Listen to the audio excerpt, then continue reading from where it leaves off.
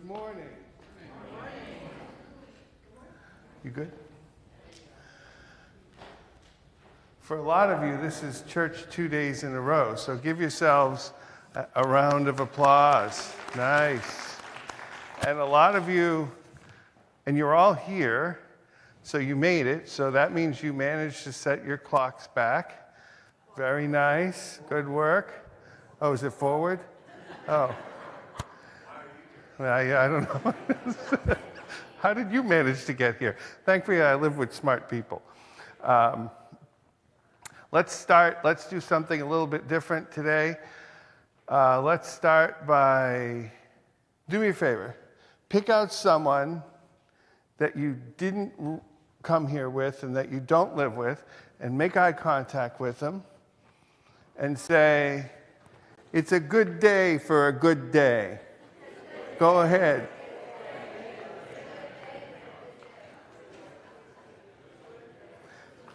Now do it again. Pick someone else you didn't come here with. Look at them and smile. Not creepy look at them and point. Happy look at them and point. Hey, it's a good day for a good day.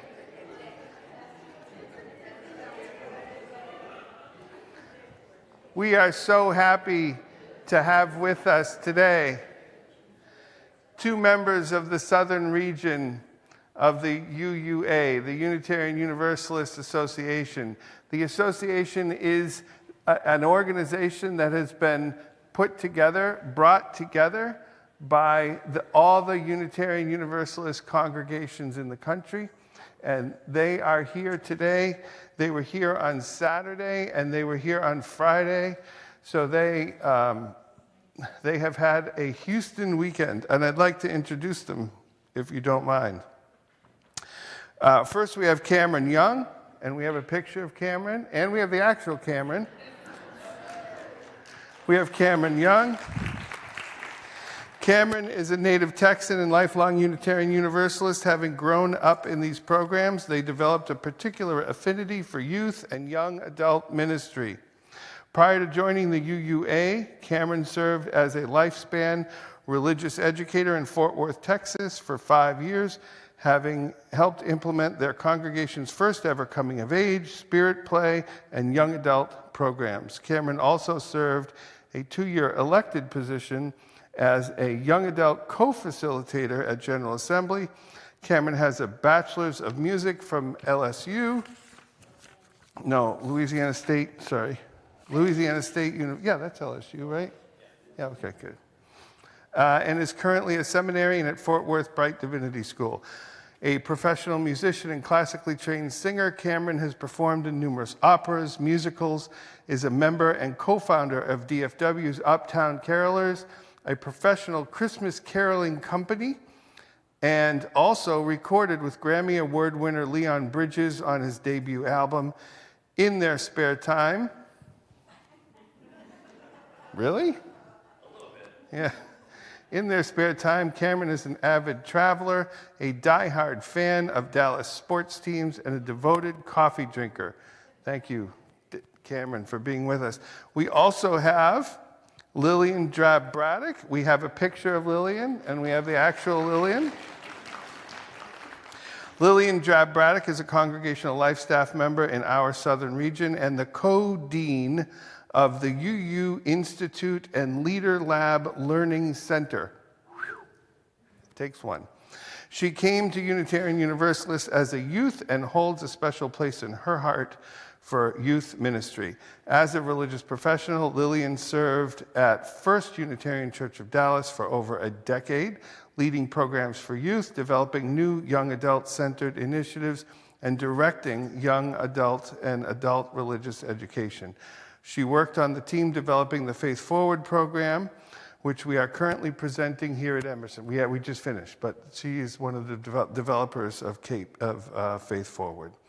Lillian and Cameron co-developed and annually facilitate the Southern Region's Leadership Experience Premier Series, equipping new leaders with foundational UU knowledge. They partner with the UUA staff from the region and beyond to teach Renaissance models for religious educators and are featured in leadership trainings available through the UUA website. Thank you very much for being with us on this very important weekend. So we have a couple announcements this morning. First, Lunch Bunch is postponed today because we have food after service to celebrate our connection with the region and to celebrate Lillian and Cameron being here. There is also no online coffee hour while we continue to search for someone to take Marilyn's place. If anyone would like to run the online coffee hour, we'd love to talk to you. You can even do it from here. So you could come here, sit in services, and then open the room. We can set you up so that you can do that. We have the ability, the technology, we just need someone to do it. We would especially like to welcome our visitors this morning. If there are any people visiting, we are very happy that you chose to include this place on your spiritual journey. You should have been handed a welcome kit when you came in. If you were not, handed a kit, please ask for one. The other thing that I'd like to point out is this is a very different service, and as I always say to newcomers, come 7 times, because the service changes so much from week to week to week. So if this is your first experience of us here, next week may be totally different. Actually, next week will be totally different because I won't be here. We have a guest speaker next week. So thank you all very much for coming. We appreciate it. And now we would like to move on to our service with our prelude. Wait, one more surprise announcement. Artem, in appreciation for you and in honor of your remarkable performances in Dubai, the congregation has gotten you a cake for all of us to enjoy after the service. We are told it says congratulations in Russian. You can tell us if that's right. Can we please all give a big round of applause for Artem?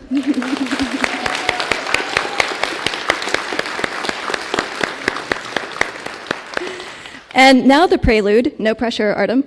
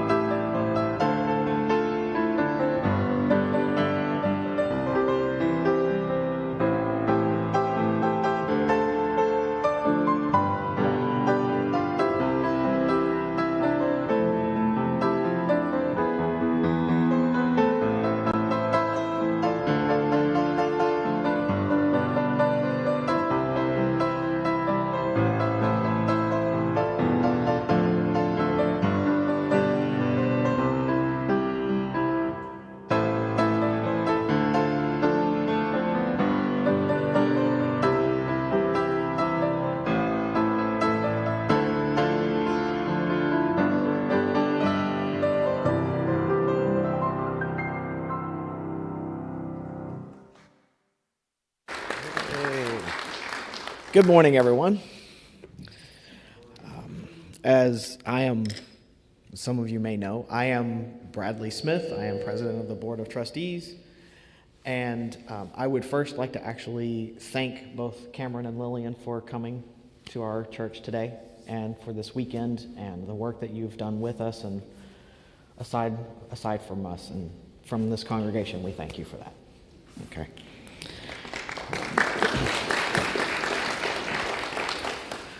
And now we transition into our sacred time together, a time of reverence, a time of attention, a time of intention. I invite you to join us in this time, marked by the lighting of our chalice flame.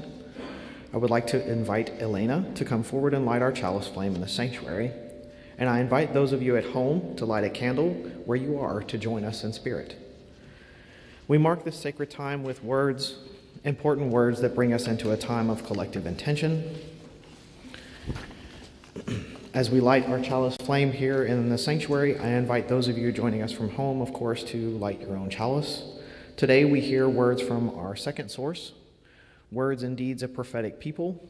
This month, our chalice lighting words come from author and namesake of this very congregation, Ralph Waldo Emerson, who friends refer to as Waldo.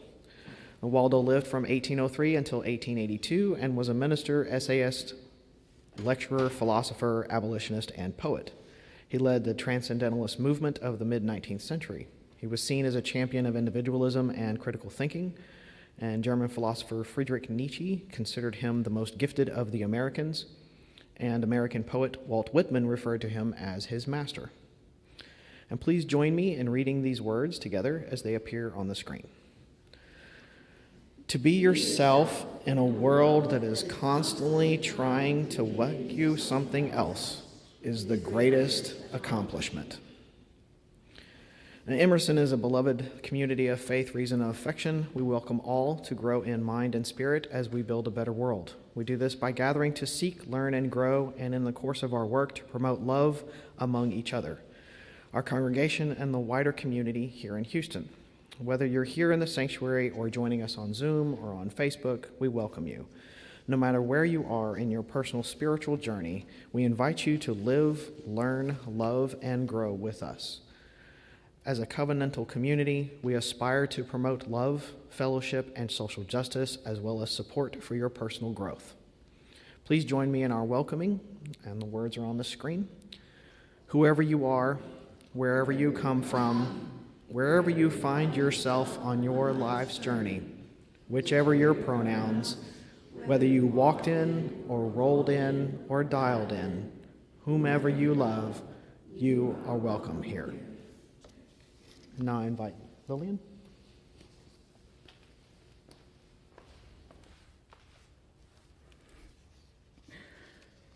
We acknowledge that the lands where Emerson sits are the ancestral home of the Karankawa and the Atacapa peoples.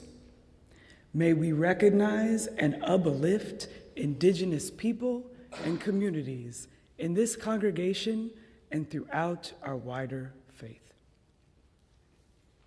Each time this congregation gathers, you hear one of the 6 sources of Unitarian Universalism. Today, we hear words from contemporary American writer, facilitator, and activist Adrienne Marie Brown. Brown describes her thoughts as post-nationalism, and others have described them as Black feminism or womanism.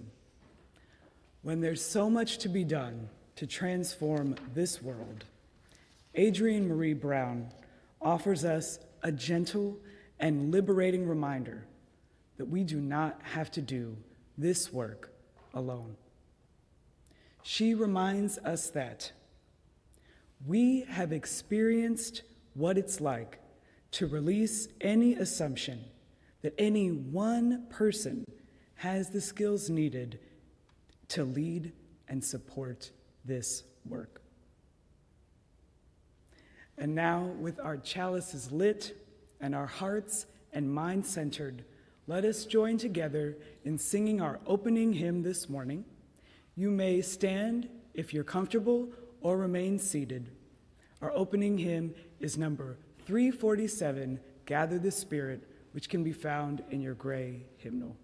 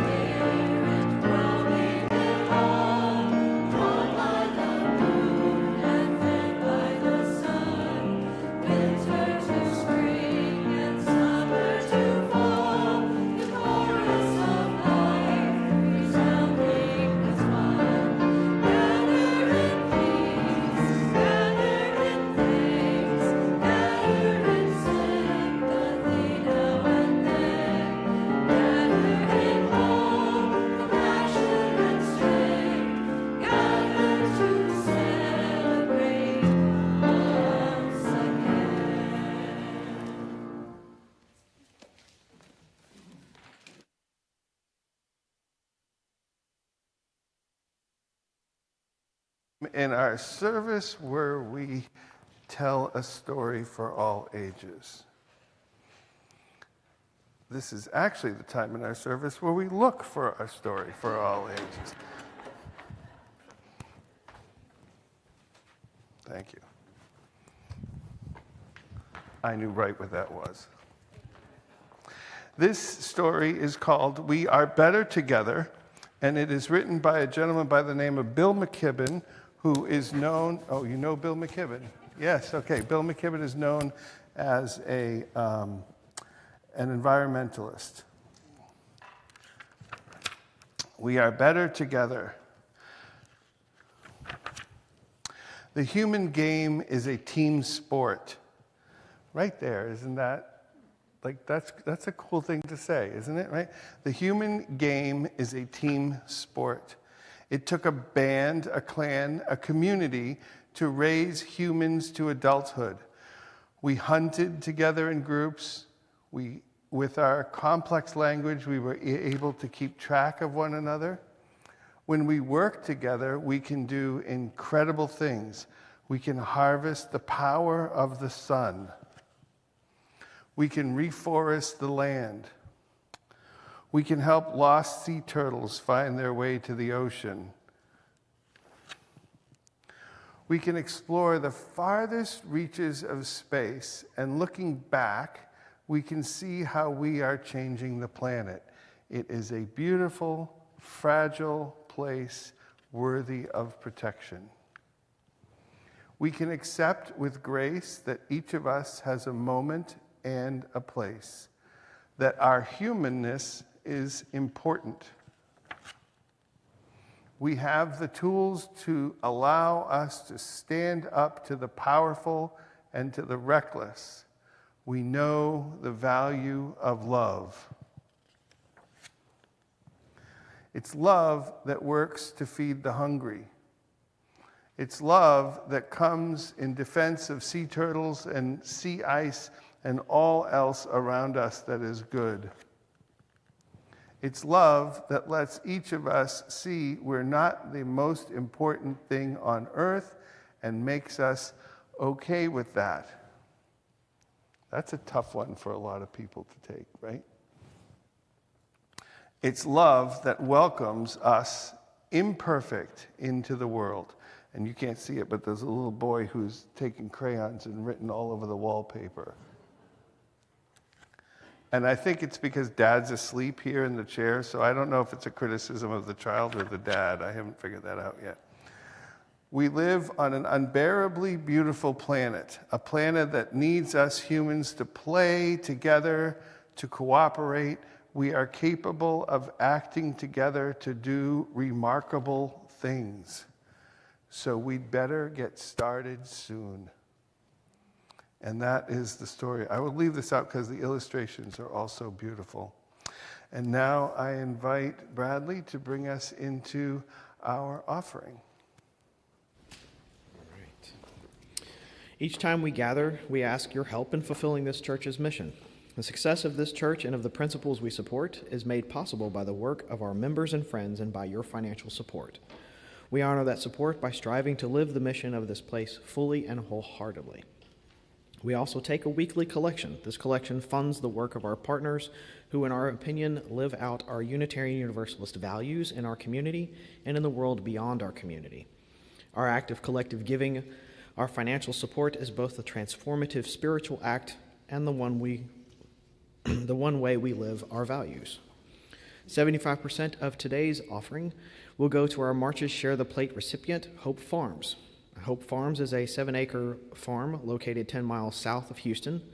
Their mission is to mobilize the community, combat childhood obesity by changing the way children understand, appreciate, and eat their food, and to educate and mobilize the community to provide them with healthier diets. They are transforming lives in Houston and beyond by making healthy food fun, tasty, affordable, easy, and accessible, while training and providing small business incubation co-op services and workforce readiness. The remaining 25% of today's offering will go to Interfaith Ministries Meals on Wheels, which provides thousands of meals every day to Houston's homebound seniors. We ask that you join with us in supporting this important work.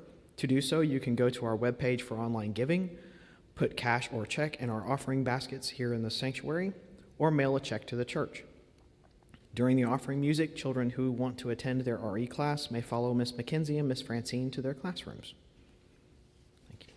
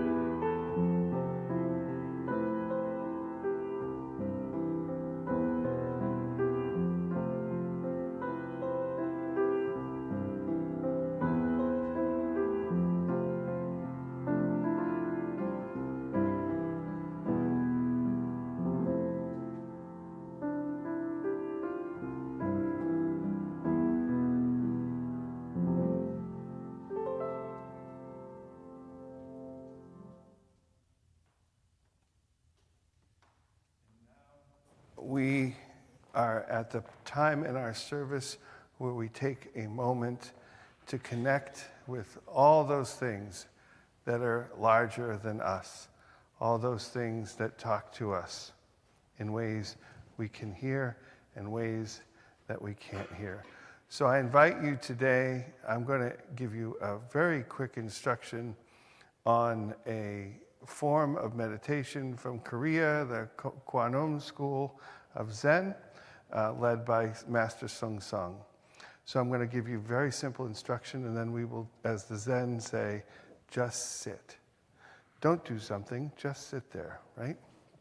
So if you would put your hands like this, put your right hand under your left hand on top of your right hand, you'll notice that your thumbs come together pretty easily.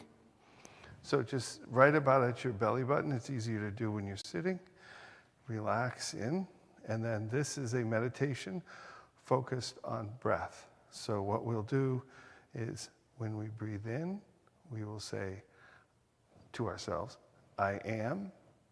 And when we breathe out, I say, don't know.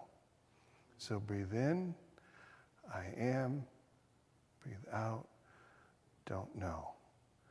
And we will just do this and sit and be.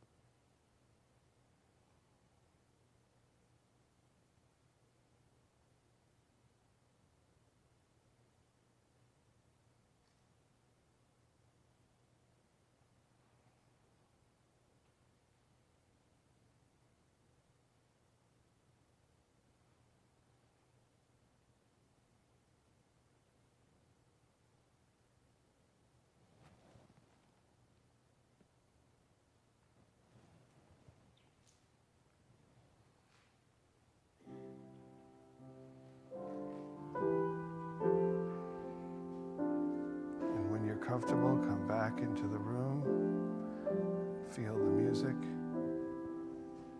and help us sing.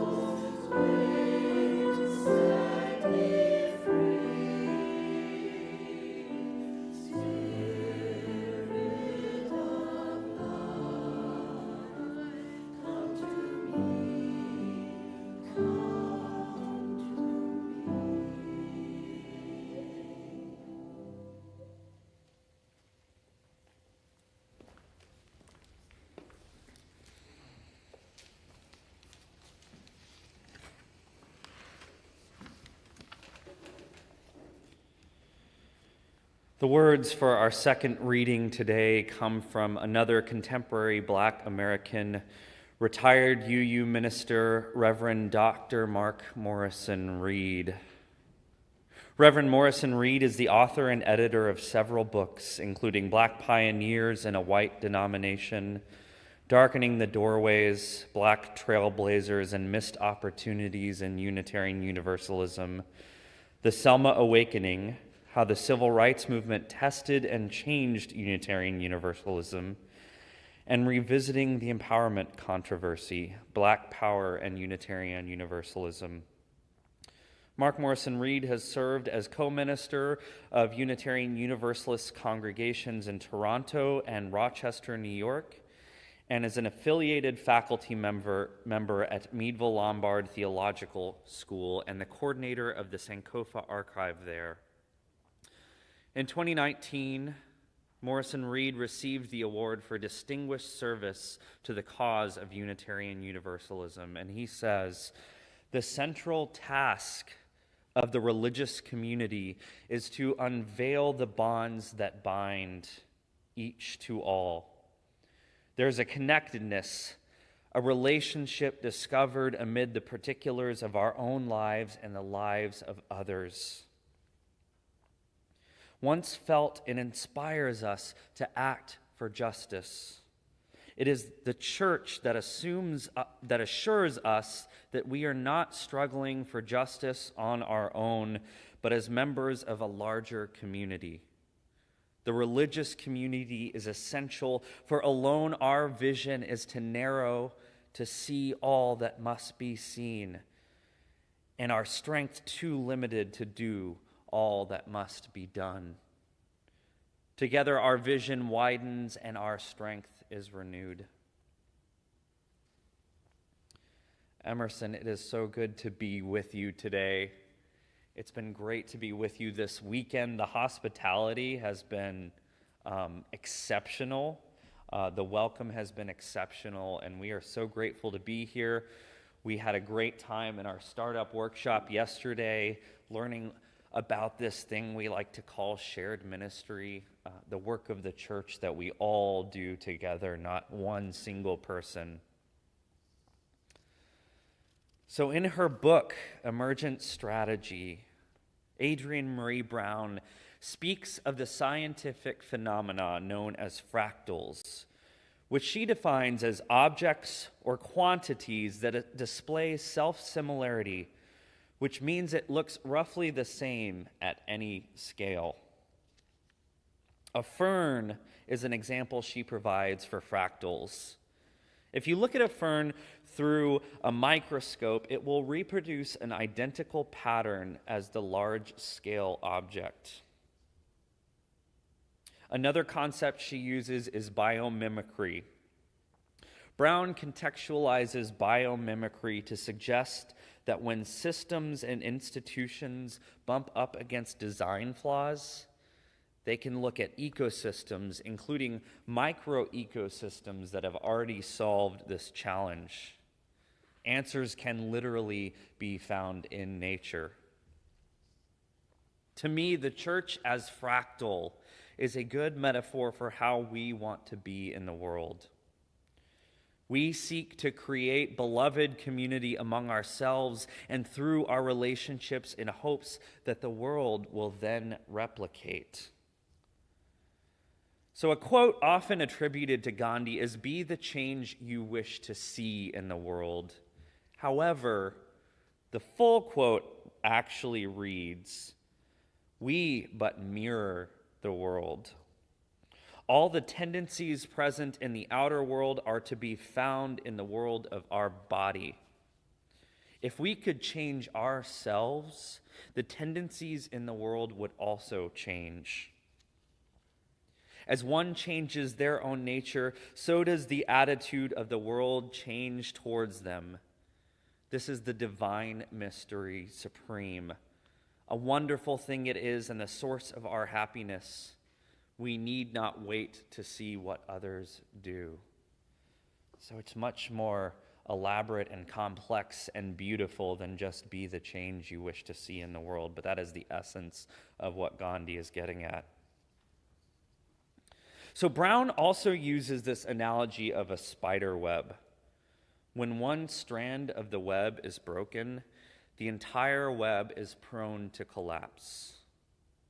When we in UU Spaces speak about our seventh principle, belief in the interdependent web of all existence, or interdependence as Article 2 so puts it, we are not merely speaking in metaphors.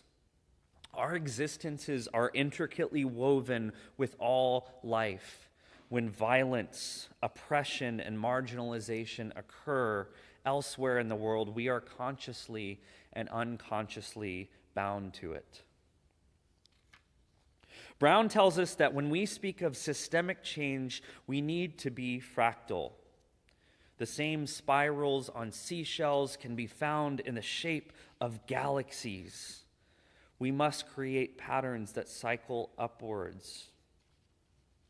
So as somebody who identifies as transgender, specifically non-binary, so not male nor female, Unitarian Universalism was one of the first spaces I could show up authentically in, to give myself language for my own experience and thus empowering me to be myself out in the world. At the 2017 General Assembly in New Orleans, we changed the language for the second of 6 sources, which was used for our chalice lighting, to words and deeds of prophetic men and women, to words and deeds of prophetic people, which challenge us to confront the powers and structures of evil with justice, compassion, and the transforming powers of love. This was to recognize that the past prophets who revealed to us truth and meaning have not always fit within this construct of the gender binary. This includes trans people like Marsha P. Johnson and Sylvia Rivera, whose civil disobedience eventually led to the Pride movement. When I came out in my home city of Fort Worth as a direct result of my faith making space for me, I was maybe one of a handful of trans or non-binary people I knew locally. 5 years later, I know dozens, if not hundreds of them. many of whom directly told me that I inspired them to live more authentically. Ripples, fractals. In Emergent Strategy, we're invited to envision a world yet to come through the lens of science fiction writer Octavia Butler. Science fiction writers have themselves often been prophets of our times, with their own imaginative visualizations having eventually become a reality. So Jules Verne foretold the moon landing 104 years before it actually happened. Mark Twain wrote a short story of a medium strikingly similar to the internet. H.G. Wells wrote of catastrophe producing uranium-based bombs. In novels from the 70s to the 90s, Octavia Butler told stories of worlds ravaged by authoritarianism and climate change, which no longer feel like a dystopian fiction. But she also told stories of the resilient humans who managed to build better societies amidst such chaos. The next piece at the heart of Brown's emergent strategy is adaptation. We must be adaptive. One of the cornerstones of liberal religion, according to Unitarian theologian James Luther Adams, is that revelation is never sealed. God and truth are always in process. And yes, I said the G word. And the good news is you get to use your theological translator to decide what that means for you. God and truth are always in process, constantly changing and being revealed to us. We live in times of unprecedented change. While the disastrous effect of the COVID-19 pandemic and our national response to it should never be minimized, we have seen resilience and innovation emerge from it. We've found ways to make church more accessible to those most vulnerable. I'm speaking specifically to the folks at home. We reimagined collaborative ways of doing hybridized small and large events, including General Assembly, which we do online and in person now. What I've observed throughout the pandemic and beyond is the direct correlation of an institution's ability to live out their mission, center their values, and decenter personalities, and that institution's stability through uncertain times. People give time and money to organizations who practice what they preach, who are what they say they are. It's really that simple. Admittedly, we as UUs are not always perfect at that. At your Unitarian Universalist Association, we have a pretty elaborate search system which helps to match ministerial candidates with prospective congregations, something which you've utilized to get Reverend Ed. These past couple of years, more congregations came up empty-handed than ever before, as we've experienced a major shortage in ministers looking for positions. But you had somebody who wanted to serve you, and I can't overstate how meaningful that is. I was asked recently by an acquaintance, a Catholic who knew what I did for a living and had very little contextual understanding of UU. They said, "Do you guys have a minister shortage right now?" She was privy not only to a shortage in her religious context, but also as an educator. Her observations are that there's been a mass exodus of people who are in or pursuing helping professions. Why is that? In anxious times, our individualistic society seeks both saviors and scapegoats. People to blame when things go wrong, people to come in with superhero capes and fix all of our problems, since by their very nature they lead from a vulnerable place. This burden tends to be placed disproportionately on the shoulders of servant leaders. Adrienne Marie Brown observes that so many of our organizations working for social change are structured in ways that reflect the status quo. We have singular, charismatic leaders, top-down structures, money-driven programs, destructive methods of engaging conflict, unsustainable work cultures, and this results in burnout, overwork, and underpay.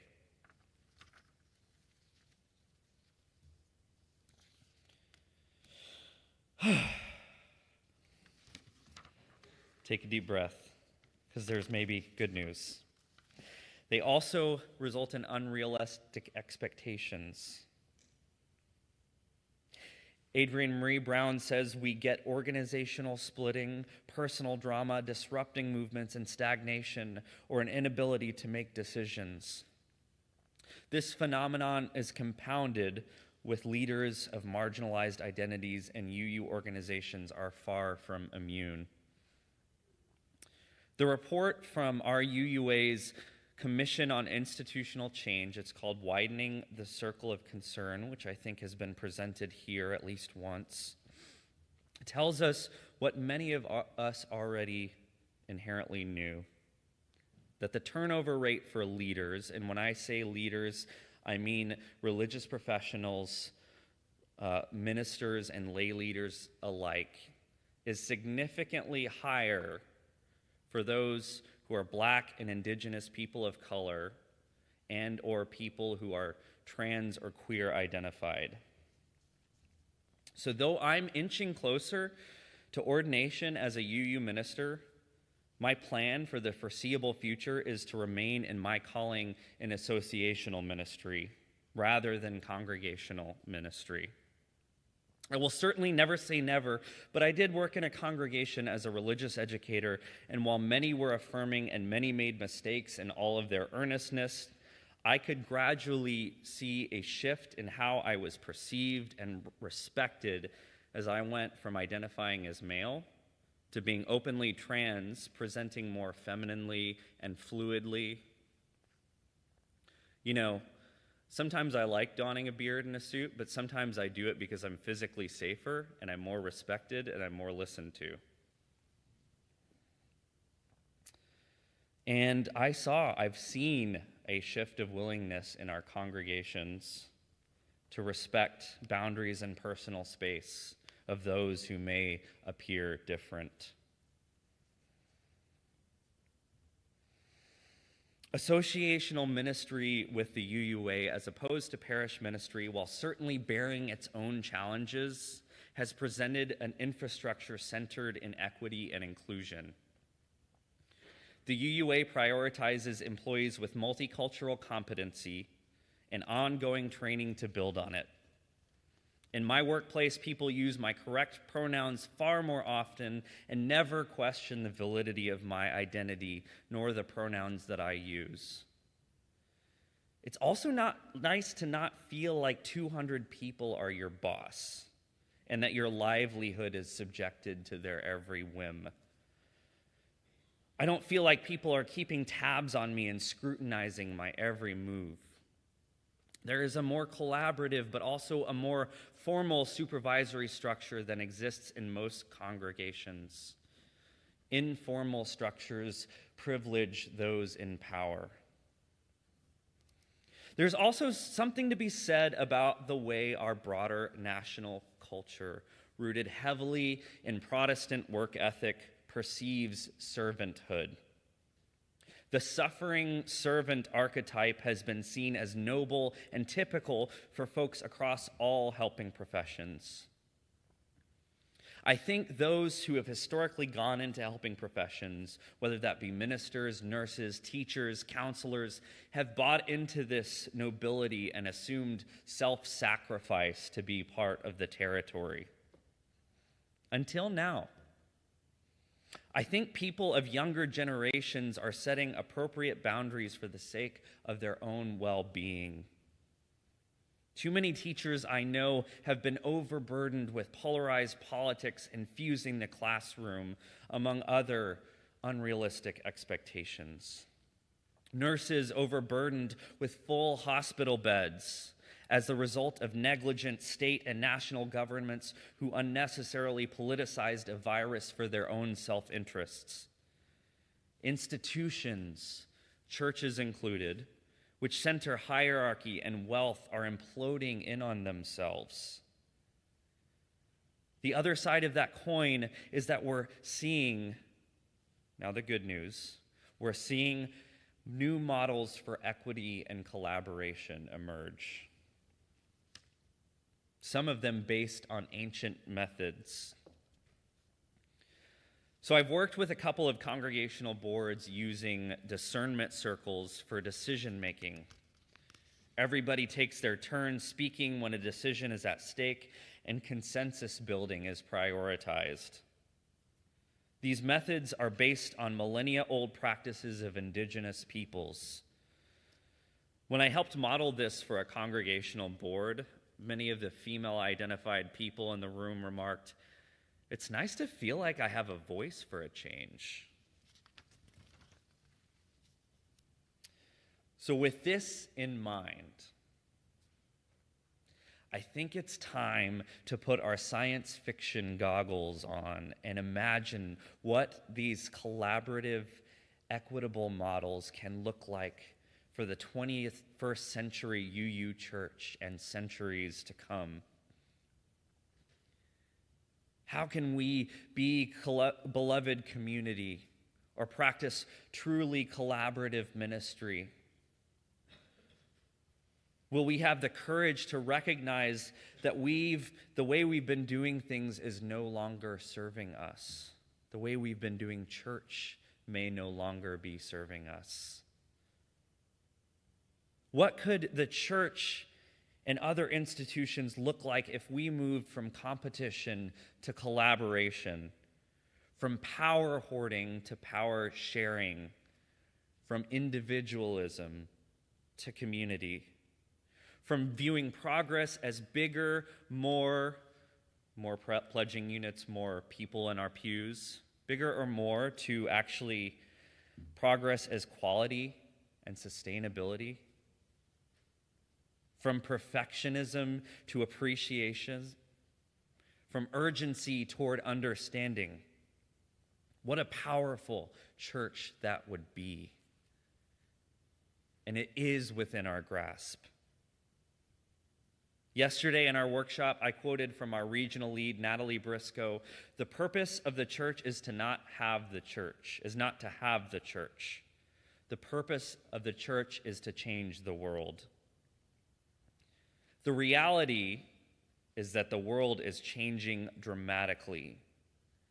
Are they going to be the changes that we want to see or not?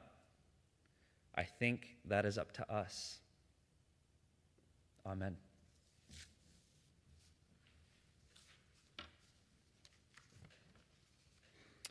Now please join us in singing our closing hymn, which is number 1064 in our teal hymnal, Blue Boat Home.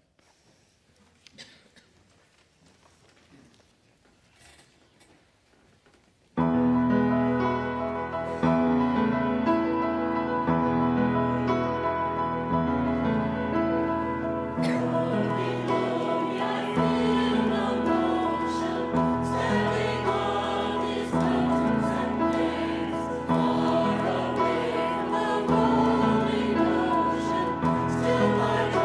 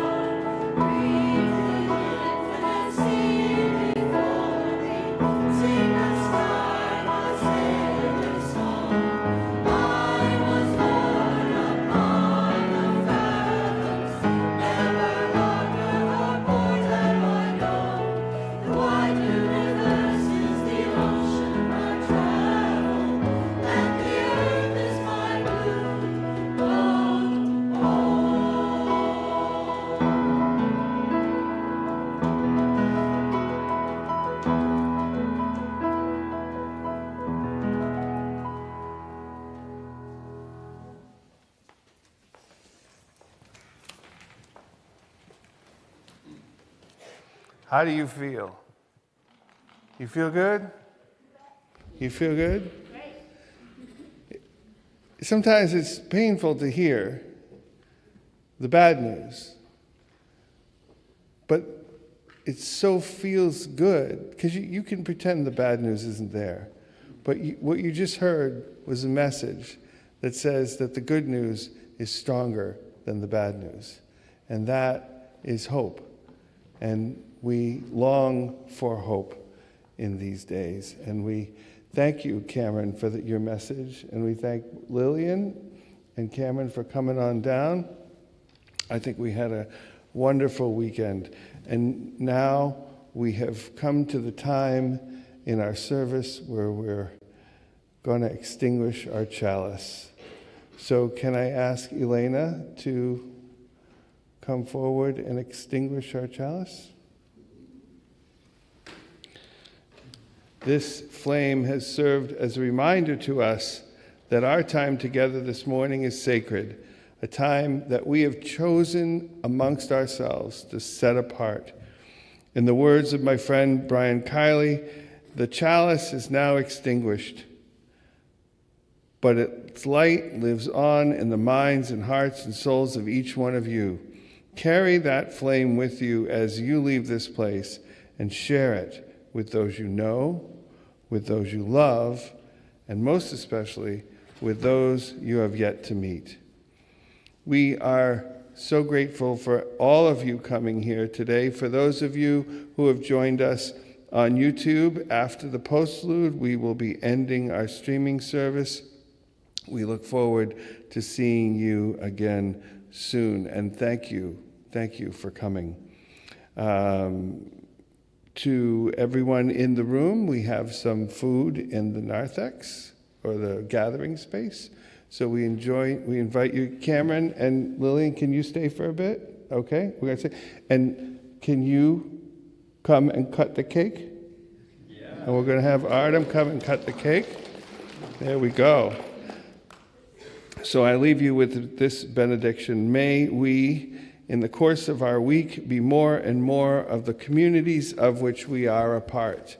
May we be more and more aware of our individual part in those communities. May we be more and more aware of how those communities co-create our journeys with us, and may we be more and more aware of how we co-create their journeys with them. And one time, amen. Amen.